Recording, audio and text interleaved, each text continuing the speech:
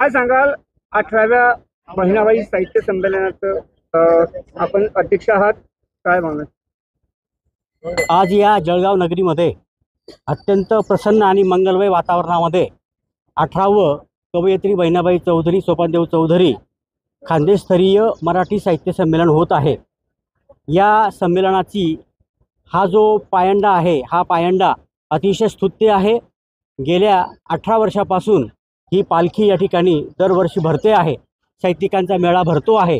अनेक लिहित्या हातांना या संमेलनामुळे प्रेरणा मिळते आहे आणि या संमेलनाच्या निमित्ताने कवयित्री बहिणाबाई, मालतीकांत आणि त्यासोबत कवी सोपानदेव चौधरी या सर्वांच्या आणि आचार्य अत्रे या सर्वांच्या कार्याला आपल्याला या ठिकाणी स्मरण करण्याचा हा या ठिकाणी पुण्य अशा प्रकारचा योग आहे आणि म्हणून या संमेलनाचं फार महत्त्व आहे।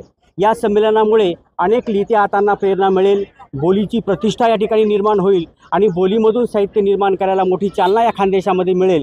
त्यामुळे ह्या संमेलनाचं बोलींच्या संरक्षण आणि संवर्धनाच्या निमित्ताने फार महत्त्व आहे आणि बहिणाबाईंनी आपल्या काव्यातून आपल्या या सगळा जो काही कर्तृत्वाचा झेंडा आहे तो तर त्या ठिकाणी 7 समुद्रापार लावलेला आहे।